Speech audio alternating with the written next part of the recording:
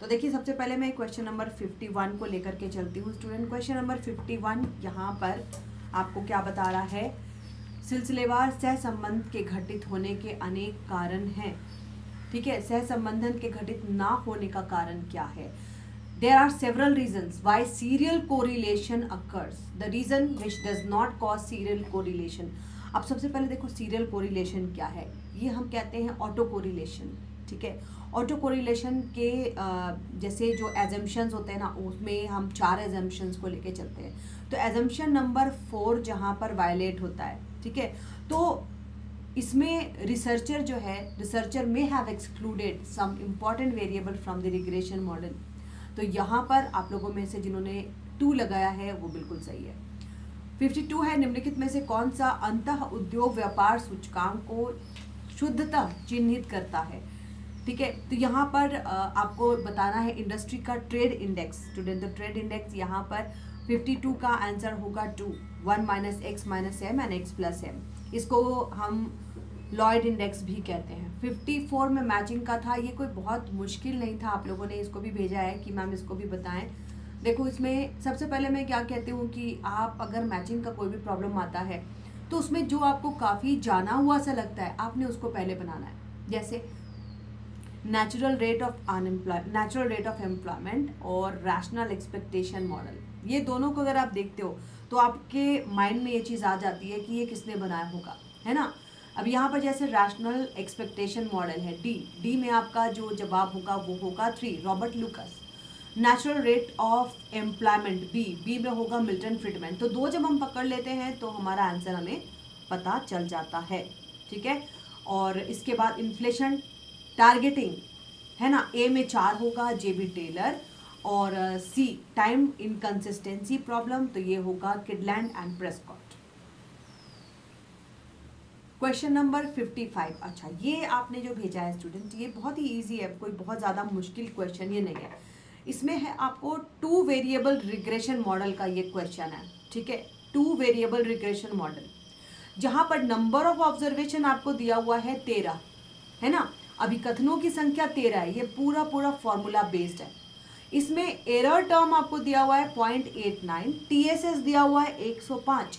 आपको coefficient of variation determination निकालना है। ठीक है, 2 चर प्रतिगमन मॉडल में आपको निर्धारण का गुणांक आर स्क्वायर निकालना है। सबसे पहले आर स्क्वायर का हम फॉर्मूला लिख देंगे, coefficient of determination R square is equal to 1 minus R S S और इसके बाद नीचे T S S, total sum of square, और ये जो है residual sum of square, total sum of square residual. ये आप ओएलएस मॉडल को याद करो। मैं हमेशा बताती हूँ स्टूडेंट की कोई भी डाटा, पहले इस क्वेश्चन को आप ठीक से समझिए, यहीं पर मैं बताती हूँ। जैसे कोई भी डाटा आप प्लॉट करते हो ना, आई होप ये जगह आपको दिखाई दे रही है ना, तो वहाँ पर जो एरर टर्म होते हैं, ठीक है, जो एरर टर्म होते हैं जिनको हम ई कहते हैं, ठीक है, अब इनको आपको स्क्वायर करके मिनिमाइज करना होता है, क्योंकि जो त्रुटियां हैं उसको आप हटा नहीं सकते, उनको मिनिमाइज किया जा सकता है। तो एरर टर्म आपको दिया हुआ है, अब आपको कोएफिशिएंट का डिटर्मिनेशन पूछा है, तो 1 minus residual sum of square divided by total sum of square. ठीक है, अब यहाँ पर आपको जो ये है आर एस एस, पहले आप आर एस एस निकाल लोगे। क्यों? क्योंकि देखो टी एस एस तो आपको दिया हुआ है, यहाँ का जो फॉर्मूला है 1 माइनस आर एस एस हमें ढूंढना पड़ेगा। टी एस एस आपको दिया हुआ है 105.11, है ना। आर एस एस का फॉर्मूला हो जाएगा आपका वेरिएंस इंटू n माइनस 1। अब यहाँ पर आपको दिया हुआ है ना कि जो वेरिएंस है एरर टर्म का, मतलब जो त्रुटियां हैं उनका प्रसरण कितना है, तो ये आपको एक क्वेश्चन में दिया हुआ है कि वेरिएंस जो है एरर टर्म का वो 0.89 है ना। तो यहाँ पर हम इसको लगा सकते हैं 0.89 इंटू ऑब्जर्वेशन, n मतलब ऑब्जर्वेशन, कितने अवलोकन है, तो 13 अवलोकन है, तो यहाँ पर 13 माइनस 1, तो आप इसको गुना कर दोगे तो आपके पास आ जाएगा 10.72। ठीक है, 10.72। अब जब RSS निकल गया ना तो यहाँ पर रख दो 10.72। अब इसको आप पूरा सॉल्व करते हैं स्टूडेंट, तो आप में से जिन्होंने ये पेपर भेजा है बिल्कुल सही लगाया है 0.86। ठीक है, तो ये बिल्कुल आपको फॉर्मूला पे जाता है, रेसिडुअल सम ऑफ स्क्वायर और total sum of square.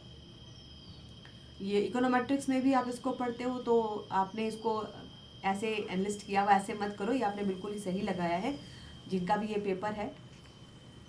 Question number 62, ये भी देखो बहुत ही इजी था, और इसमें पहले मैं बता दूं जवाब क्या होगा। स्टूडेंट, इसका जो आंसर है, आपने जिन्होंने पेपर भेजा उन्होंने जवाब तो इसका नहीं लगाया है, लेकिन इसका जो जवाब होगा ये बहुत ही इजी था स्टूडेंट, और इसका जवाब जो है आपका 1/3/35 होना है ना।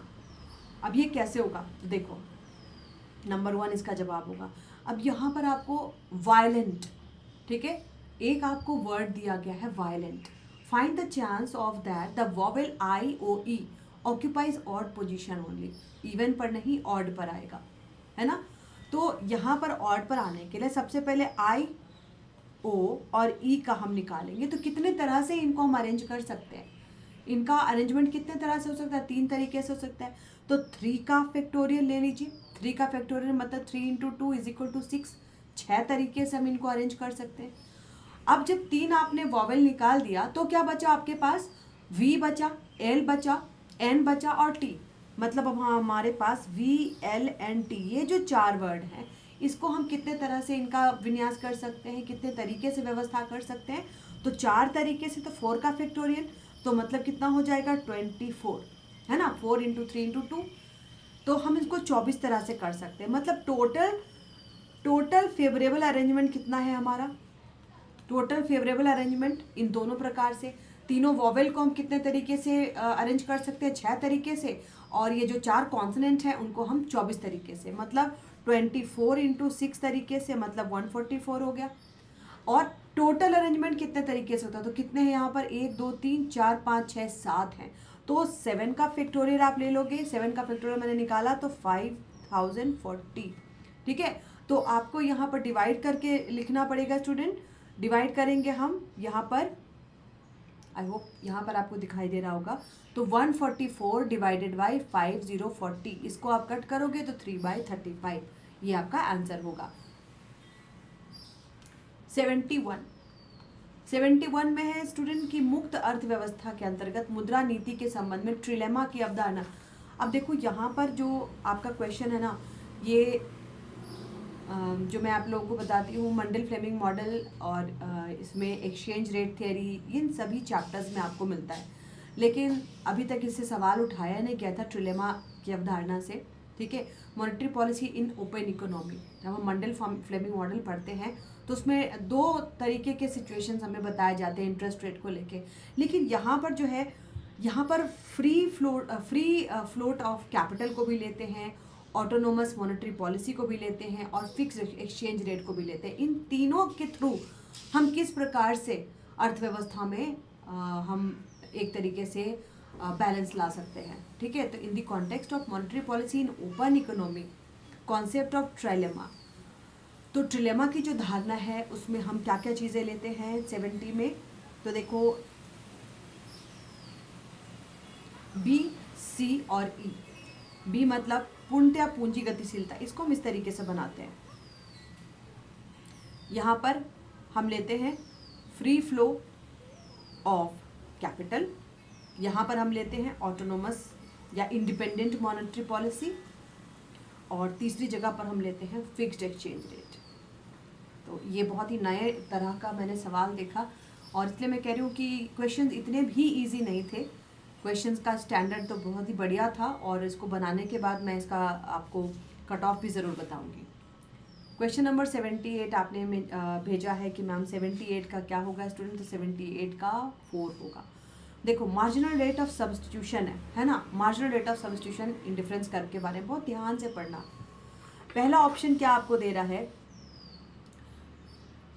is the rate at which consumers substitute one good for another, very right, y और x, है ना। ये एक दर बताता है, सीमांत प्रतिस्थापन क्या है, एक दर है जिस पर हम एक वस्तु को दूसरी वस्तु से प्रतिस्थापित करते हैं। ये कहता है कि जब हम अनादिमान वक्र में बाएं से दाएं नीचे की ओर जाते हैं तो ये गिरता है, MRS falls as we move down the indifference curve from left to right, तो ये भी बिल्कुल सही है, MRS जो है धीरे धीरे करके गिरता है। सी ऑप्शन जो है वो गलत है। सी ऑप्शन क्या बता रहा है कि indifference curve is convex if MRS increases along the curve, नहीं, जब MRS बढ़ता है मतलब प्रतिस्थापन की दर बढ़ेगी तो ये कनकेव होगा, कन्वेक्स नहीं होगा, ठीक है। ये जो बना हुआ ये क्या है, कन्वेक्स टू द ओरिजिन, और जब बढ़ता हुआ होगा तो इस प्रकार का होगा, कॉन्केव टू द ओरिजिन। तो सी जो है बिल्कुल गलत है। MRS along the IC remains constant, IC is a straight line, भी सही है। MRS for two good is 0 और infinity, indifference curve right angle, right angle मतलब क्या होता है, प्रतिस्थापन वस्तु, ठीक है। तो ये बिल्कुल सही है, समकोणीय आकार का होगा इंडिफरेंस कर्व अगर इनके बीच में जो है यहाँ पर कहा जा रहा है कि अगर प्रतिस्थापन की दर जो है वो शून्य होगी या इन्फिनिटी होगी। तो A, B, D और E ये चारों ऑप्शन जो है वो सही है, ठीक है। तो आप लोगों में से जिन्होंने लगाया थोड़ा सा गलत हो गया आपका, इसलिए मैं कहती हूँ स्टूडेंट ये बहुत ही छोटे से, आपको जब लगे कि कॉन्सेप्ट बहुत ईजी है तो और ध्यान दे करके उस सवाल को बनाइए। ये बहुत ही ईजी था, लेकिन जब हम ईजी सवाल देखते हैं तो बहुत हड़बड़ी कर देते हैं, है ना। कन्फ्यूज़न के लिए तो बहुत सारे ऑप्शन देते हैं, लेकिन दिमाग में कॉन्सेप्ट को बहुत ही क्लियर रखना। 82 में तो बहुत ही ज़्यादा मुश्किल नहीं था, इसमें आपको GDP का आरंभिक संतुलन स्तर दिया हुआ है, MPC 0.75 है, और इसमें आपसे पूछा गया है कि भाई मल्टीप्लाई बताइए, एक्सपेंडिचर मल्टीप्लाई 1/1 माइनस बी, तो यहाँ पर 4 और 1400 विल बी द आंसर। हाँ, ये जो सवाल है, ये सवाल मुझे देख के बहुत ही मैं कहूँ कि काफ़ी डिफ़िकल्टी वाला सवाल दे दिया गया, क्योंकि देखो यहाँ पर आप देखोगे एक एकाधिकारी दो वस्तु का उत्पादन करता है, ठीक है। प्रत्येक वस्तु का जो मांग फलन है वो दिया हुआ है, आपको क्या निकालना है, टोटल रेवेन्यू, टोटल रेवेन्यू या कुल राजस्व निकालना है ना। अधिकतम राजस्व कितना होगा, तो प्राइस इनटू क्वांटिटी आप करोगे, कीमत गुना मात्रा करोगे। अब यहाँ पर देखो दोनों में दो वेरिएबल है ना हमारे पास, x है और y है, लेकिन ना तो x की वैल्यू दी गई है ना तो y की वैल्यू दी गई है। हम इसे निकालेंगे कैसे, हम इसे निकालेंगे पार्शियल डेरिवेटिव से, ठीक है। इसको निकालने का एक तरीका था, अब देखो यहाँ पर माइक्रो इकोनॉमिक्स में आपको कैलकुलस का बहुत ही तगड़ा यूज़ कर लिया है ना। इसको भी मैं एक्चुअली ये क्वेश्चन मैं बना के बताती हूँ। 84 यहाँ पर आपको प्राइस 1 इज इक्वल टू 36, कितना दिया है 36 माइनस 3x, ठीक है, 36 माइनस 3x, और दूसरा जो प्राइस दिया हुआ है वो है 56 माइनस 4y, ठीक है। ये दोनों प्राइस दिए गए हैं आपको, टोटल रेवेन्यू निकालना है। तो टोटल रेवेन्यू बराबर क्या होगा, दोनों का रेवेन्यू मिलाएंगे ना, price 1 into quantity 1 plus price 2 into quantity 2, मतलब P1 x1 plus P2 y1। अब यहाँ पर पहले हम लिखेंगे 36 माइनस 3x इंटू एक्स, ठीक है, plus 56 minus 4y into Y, हो गया टोटल रेवेन्यू का इक्वेशन फॉर्म हो गया। अब इसको आप पूरा पहले लिख दो गुना करके, तो 36x हो गया, माइनस 3x को x के साथ मल्टीप्लाई करो, 3x स्क्वायर हो गया, plus 56y minus 4y square. यहाँ तक क्लियर, यहाँ तो आप सबने बनाया होगा। अब इसको सॉल्व कैसे करेंगे, तो देखो ना तो x की वैल्यू है ना y की वैल्यू है। जब हमें दो वेरिएबल इस तरह से दिए तो हम पार्शियल डेरिवेटिव्स को इससे हम सॉल्व करते हैं, ठीक है। तो यहाँ पर हम क्या करते हैं, यहाँ पर हम पार्शियली निकाल सकते हैं। अब यहाँ पर 30x माइनस 3x स्क्वायर, इसको हम निकालेंगे अलग से, तो क्या हो जाएगा, इसका डिफ्रेंशिएशन करो तो 36 minus 6x square is equal to 0 कर सकते हैं, ठीक है। पार्शियली इसको हम निकाल लें तो 36 minus 6 square, sorry 6x square नहीं होगा, 6x होगा, है ना, डिफ्रेंशिएशन के बाद इज इक्वल टू 0 कर सकते हैं, ठीक है। अब यहाँ पर x का वैल्यू निकालना है, तो 36 इज इक्वल टू 6x हो जाएगा, और x इज इक्वल टू, तो 36/6 इज इक्वल टू 6, x की वैल्यू निकल जाएगी ऐसे, है ना। अब देखो मैं अपने तरीके से इसको बना रही हूँ, हो सकता है कई लोग होते हैं सभी अपने तरीके से बनाते हैं, मैं इसको पार्शियल डेरिवेटिव से सॉल्व करती हूँ, ठीक है।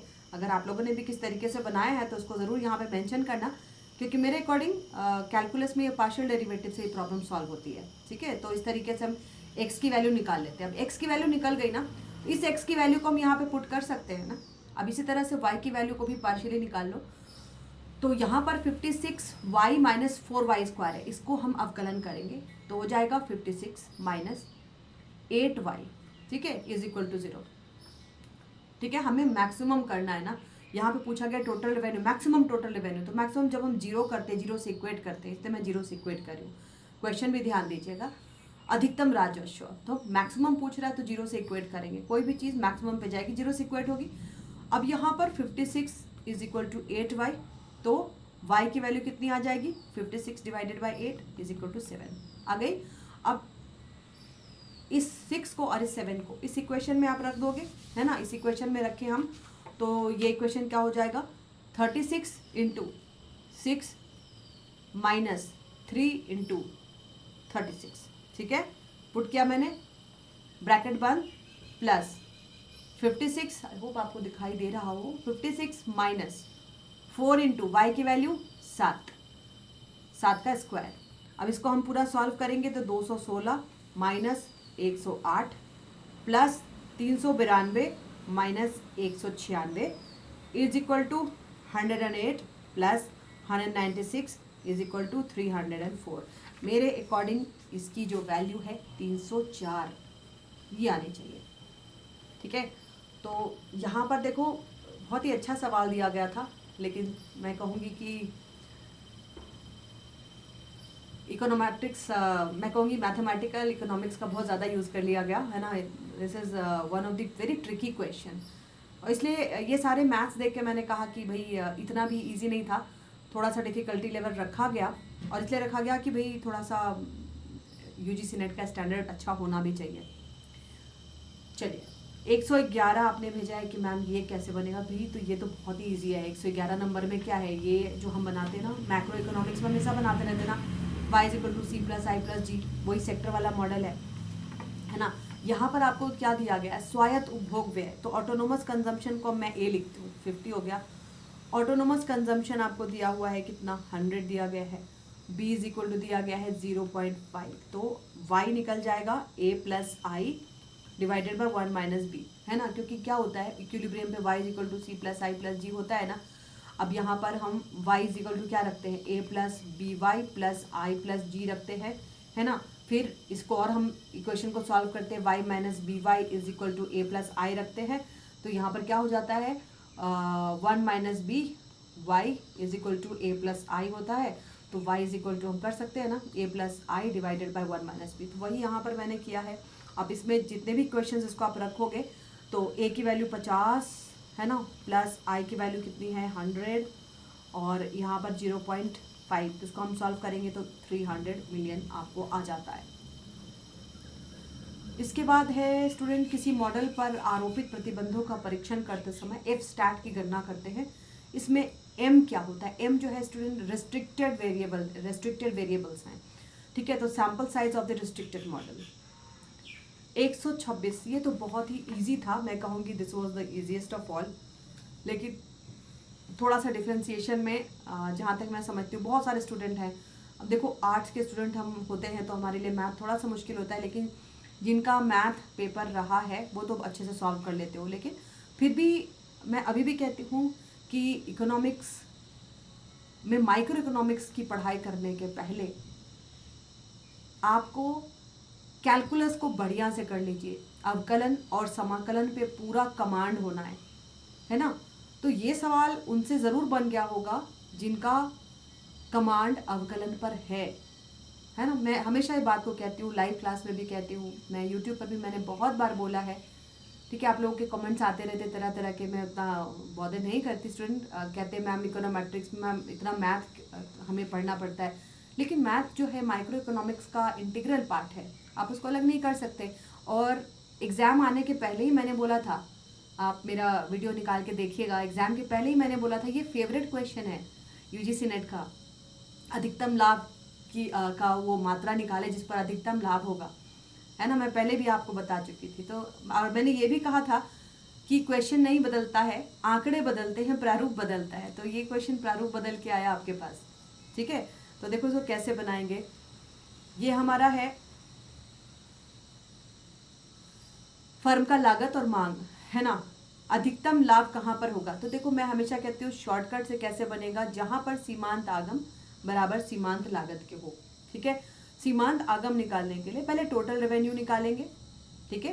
टोटल रेवेन्यू निकालने के लिए प्राइस गुना मात्रा, प्राइस आपका दिया हुआ है 157 और कितना दिया हुआ है -3x, तो -3x इसको हम गुना कर लेंगे x से, तो टोटल रेवेन्यू आ जाएगा 157x - 3x का स्क्वायर। तो मार्जिनल रेवेन्यू उसका डिफरेंशिएशन कर लेंगे तो 157 माइनस 6x, राइट। ये आपका आ गया मार्जिनल रेवेन्यू। अब आपको यहाँ पर टोटल कॉस्ट दिया हुआ है। टोटल कॉस्ट कितना दिया हुआ है? 10645x x square by 2x, है ना, 106x 1064 प्लस 5x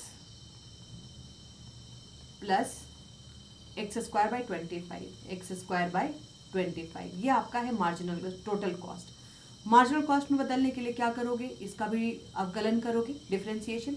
ये तो लड्डू हो जाएगा क्योंकि कांस्टेंट के साथ वेरिएबल नहीं है, ये हो जाएगा 5 प्लस, अब यहाँ पर आपको एक्स स्क्वायर बाई 25 है, इसके डिफरेंशिएशन में कोई प्रॉब्लम नहीं है। इसको आप इस तरह से कर सकते थे 1/25 इंटू एक्स स्क्वायर, इस तरह से मान के आप अगर लेके चलो तो इसका डिफरेंशिएशन कैसे हो जाएगा? 1/25 इंटू 2 इंटू एक्स हो जाएगा ना, मतलब 2x/25 हो जाएगा। ये हो जाएगा आपका 2x/25, राइट। डिफरेंशिएशन हो गया, कांस्टेंट के साथ है ना, मल्टीप्लिकेशन में इसको आप ले सकते थे, राइट। अब देखो यहाँ पर आपको बिल्कुल इजी लग रहा होगा। अब वो मात्रा निकालनी है जहाँ पर लाभ अधिकतम हो, तो वहाँ पर marginal revenue is equal to marginal cost कर लेंगे ना हम, है ना। सीमांत आगम बराबर सीमांत लागत के कर लोगे, तो 157 minus 6x is equal to 5 plus 2x/25। अब हमें क्या करना है? ये जो x वेरिएबल है इसको निकाल लेना है ना। पहले क्या करना है? 157 में 5 को घटा लो, 157 माइनस 5, इन दोनों को अलग कर लिया हमने। अब इस 6 को इस तरफ भेज देंगे, तो 2x/25 प्लस 6x, ठीक है, इज इक्वल टू ये क्या हो गया? ये हो गया 152 is equal to 152x divided by 25, तो 152x इज इक्वल टू क्या हुआ? 152 इंटू 25, तो आप पूरा कट करोगे तो x की वैल्यू आ जाएगी 25। क्लियर है? ये दोनों 150 152 कट जाएगा, है ना, इजी। तो स्टूडेंट, एग्जाम शुरू होने के पहले ही मैंने बोला था कि this is one of the favourite question of UGC net, ठीक है। ये अगली बार भी आएगा, आप इसको लिख लो, पिछले 4 बार से ये सवाल आ रहा है। और मैं हमेशा कहती हूँ कि देखो कॉन्सेप्ट को अच्छा रखिए, एंड आपका कॉन्सेप्ट ठीक रहेगा ना तो कितना भी सवाल को बदला जाएगा आप उसको बना लेंगे। लेकिन कॉन्सेप्ट अगर आपने नहीं रखा है, आपने मैथमेटिक्स पे कमांड नहीं रखा है, तब मुश्किल होती है। एंड आपने जो ये सवाल भेजे ना मैथ्स वाले, ये भी इजी थे, बहुत ज़्यादा मुश्किल नहीं थे। आपके अनुसार ये डिफ़िकल्ट थे, मैंने इसको सॉल्व करके आपको बताया, ये भी इजी थे। बट थोड़ा क्या है कि टेक्निक पता होनी चाहिए, और आप ये भी समझ लो कि ये सवाल आगे भी आते रहेंगे। ये सवाल इस बार तो कंज्यूमर सरप्लस नहीं पूछा गया, नहीं तो इंटीग्रेशन का सवाल भी बड़ा फेवरेट होता है। लेकिन हाँ, कुछ सवाल ऐसे किए गए जो पहली बार मैंने भी देखा है कि ऐसे सवाल भी किए जा रहे हैं। तो इस बार यूजीसी नेट का जो लेवल है काफ़ी ज़्यादा हाई है। एंड मैं पूरे क्वेश्चन को एक बार दोबारा से पढ़ करके इवैल्यूएट करके आप लोगों को कट ऑफ ज़रूर